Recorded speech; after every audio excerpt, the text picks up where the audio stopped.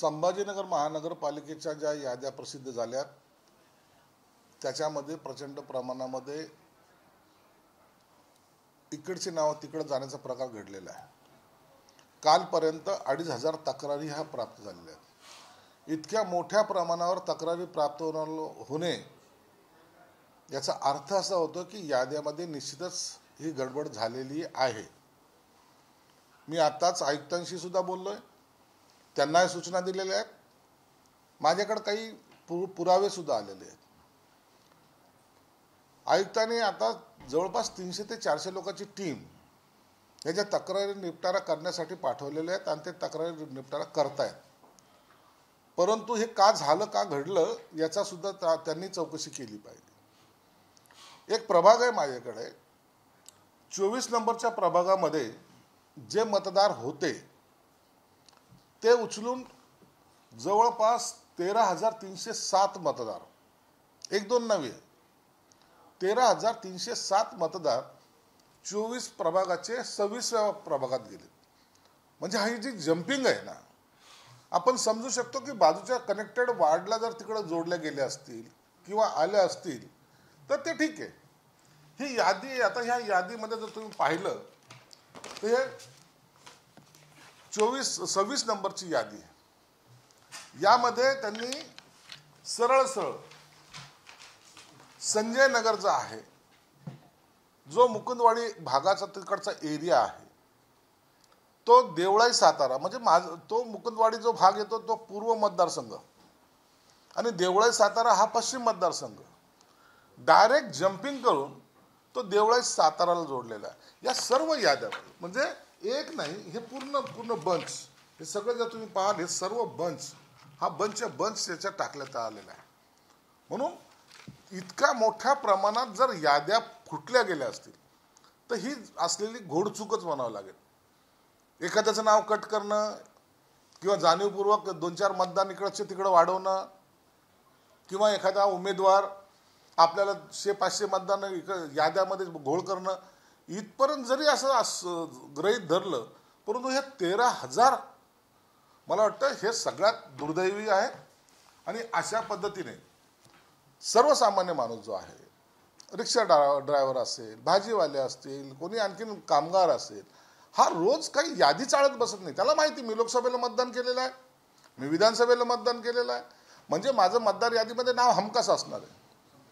परंतु मला काही पत्रकार मित्रांचे फोन आले की त्यांचं सुद्धा नाव यादीतच नाहीये. म्हणजे जो आधारस्तंभ आहे त्या लोकांचे नाव ज्या यादीमध्ये पाहिजे त्यांचेच नावं नाही आहेत. अशा प्रकारचा जर घोळ झाला असेल तर याचं तातडीनं आयुक्तांनी दखल घेतली पाहिजे. मी त्यांना सूचना केल्यात की ती टीम वाढवा आणि जाहीर प्रकटन नव्हे तर जाहिरात द्या आणि तातडीनं या सर्व तक्रारीचा निपटारा करा.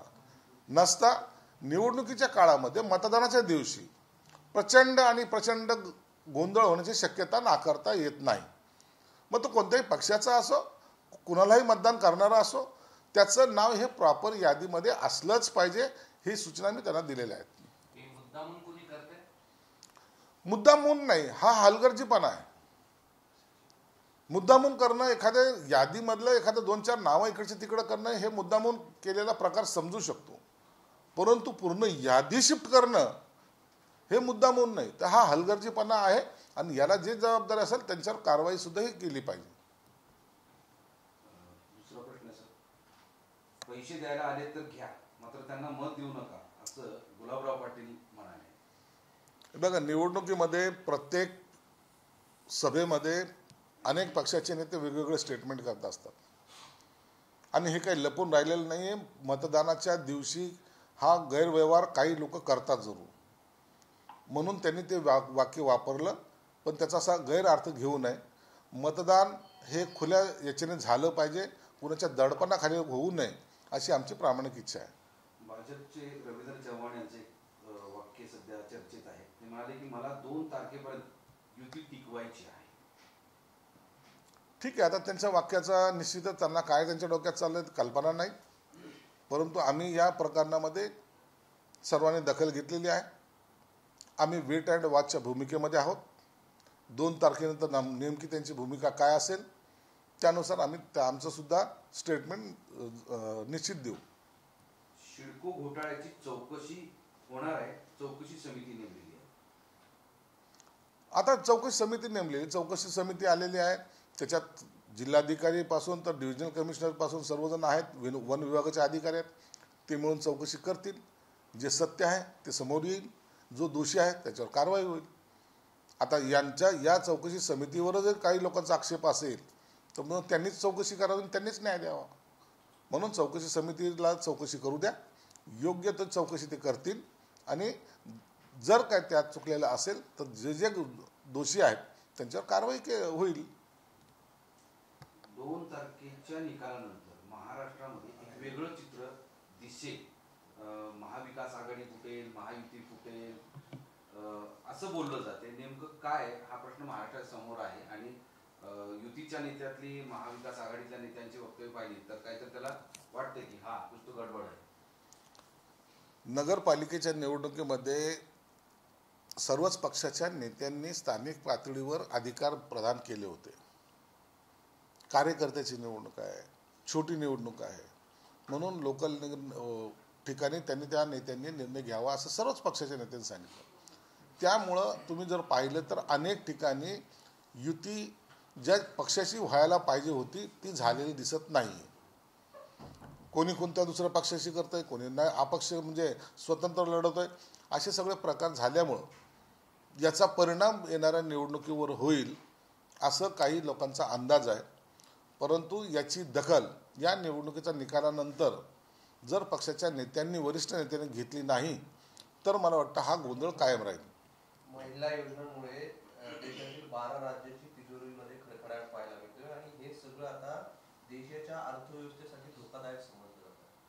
ज्या योजना सुरू केलेल्या आहेत मोफत नाही, हे योजना ज्या सुरू केलेल्या आहेत त्या महिलाला सक्षमीकरण करण्यासाठी केलेल्या आहेत. महाराष्ट्रात नाही तर देशभरामध्ये महिलांचं स्थान जे दुय्यम समजल्या जायचं त्यांना त्यांच्या पायावर उभं करण्यासाठी हा प्रयोग ज्याला म्हणता येईल तो या अनेक राज्यांनी केलेला आहे आणि त्यात ते यशस्वी झालेले आहेत. निश्चित त्याच्यामुळं तिजोरीवर ताण पडतोय, तिजोरीमध्ये थोडा खडखडाट दिसतोय, परंतु ही गॅप भरून काढण्याचं काम त्या राज्य सरकारने केलं पाहिजे आणि ते त्या पद्धतीने करत आहेत. आतापर्यंत उद्धव ठाकरेंचे लोक तुम्हाला म्हणत होते 50 कोटीवरून चिडवत होते. आता भाजपचे पण लोक म्हणायला लागलेत की 50 कोटी हे खरं आहे. हिंगोलीच्या आमदारांनी हे मीडिया समोर सांगितलं. अहो यांना काय माहिती,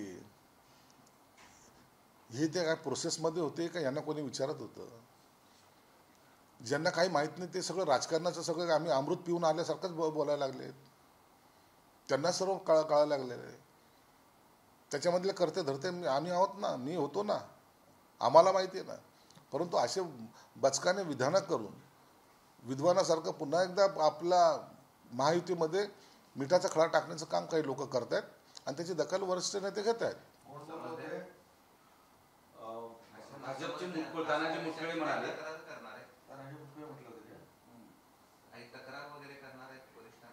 नाही, ऑलरेडी असे हे बातम्या सगळे हे वरिष्ठ लोक दखल घेत असतात, नेते लोक याची दखल घेतात आणि त्यांना तो काय समज दिला असेल नसेल तो त्यांना आणि त्यांच्या दोघातच त्याचा झालेला तो संवाद आहे. काल राज आणि उद्धव यांच्यामध्ये 2 तास चर्चा झाली आणि महानगरपालिकेत एकत्र यायचं हे निश्चित झाले असं बोललं जाते. आता 13वी कालची बैठक होती. 13व्या बैठकीमध्ये आणखी निकाल त्यांचा लागलेला नाही. हे सगळं फक्त सूत्रांकडून तुम्हाला समजलेलं आहे. तशी कोणतीही युतीची बैठकीमध्ये जर फायनल झालं असेल तर ते वरिष्ठ नेते आहेत, पक्षाचे प्रमुख आहेत, त्यांनी ते जाहीर करायला पाहिजेत. त्यांच्याकडून कोणतंही स्टेटमेंट आत्तापर्यंत बाहेर आलेलं नाही. याचा अर्थ युती झालेली नाही हे स्पष्ट दिसतंय. परंतु त्यांच्यामध्ये असलेली अडसर काँग्रेस असेल, शरद पवारची राष्ट्रवादी असेल यांच्याबरोबर संयुक्तिक बैठक जोपर्यंत त्यांची होत नाही तोपर्यंत युती झाली असं म्हणण्याला काही अर्थ उरत नाही. अनेक मंत्र्यांना अजून नोंदी मिळाले नाही. मात्र भाजपचे प्रदेशाध्यक्ष सरकारी बंगला, मंत्र्याचा बंगला वापरतात. हा न्याय कुठला?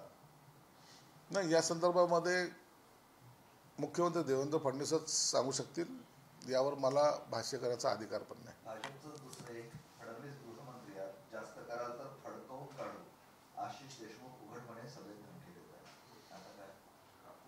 कापून नाही आहे, ते फडकवून आहे, मी ऐकलंय व्यवस्थित. कापून त्याचा अपभ्रंश केला, फडकवून काढलं. आशिष देशमुखांनी गृहमंत्री आणि महाराष्ट्राचे मुख्यमंत्री हे सक्षम आहेत. त्यांच्या अधिकारावर गदा आणू नका. त्यांना त्यांच्या अधिकाराचा वापर त्यांना करू द्या. आपण अशा पद्धतीचे वक्तव्य करून देवेंद्र फडणवीस साहेबाला अडचणीत आणत आहात याचं भान ठेवलं पाहिजे.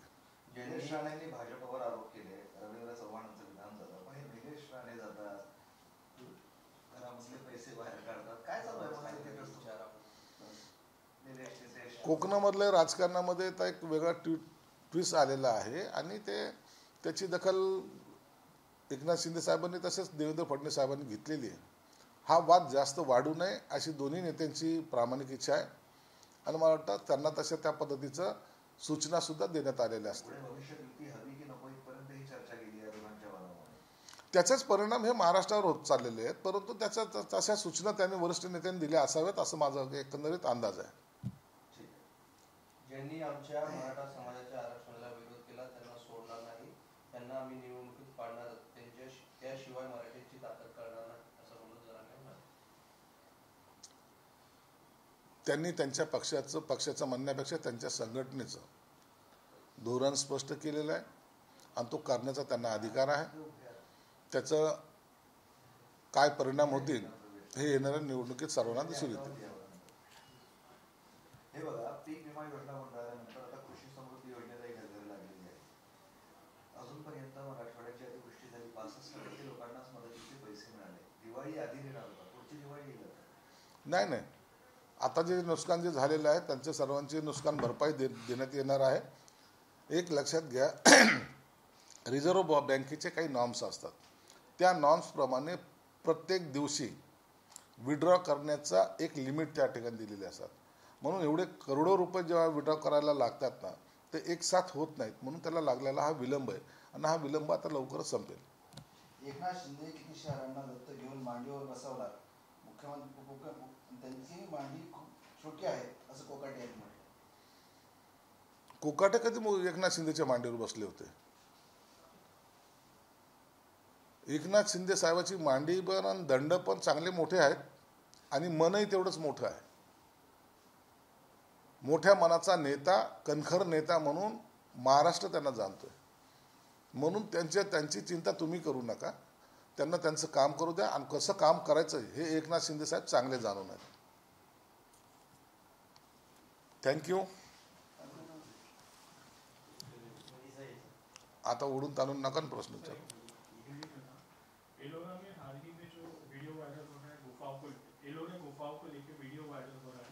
एक टूरिस्ट ने जो है वीडियो निकाला है कि वहाँ के जो गाइड है उन्होंने कुछ मिस इन्फॉर्मेशन दी है वहाँ पे, कि उन्होंने कहा है कि रावण जो है वो भगवान शिव के दुश्मन थे. इसके ऊपर आप क्या कहेंगे? हिंदू धर्माची बदनामी. देखो, ये जो टूरिस्ट आए थे वहाँ का जो वीडियो लीक हुआ है, वो जो गाइड है मुझे पता नहीं उसने क्यों कब कहा है, लेकिन मैं देखा तो नहीं है. लेकिन इस तरह के बचकाने बातें करके वो हिंदू और मुसलमानों में झगड़ा लगाने की कोशिश कर रहा है और इसकी दखल पुलिसों ने लेना चाहिए और उसके ऊपर कार्रवाई करनी चाहिए.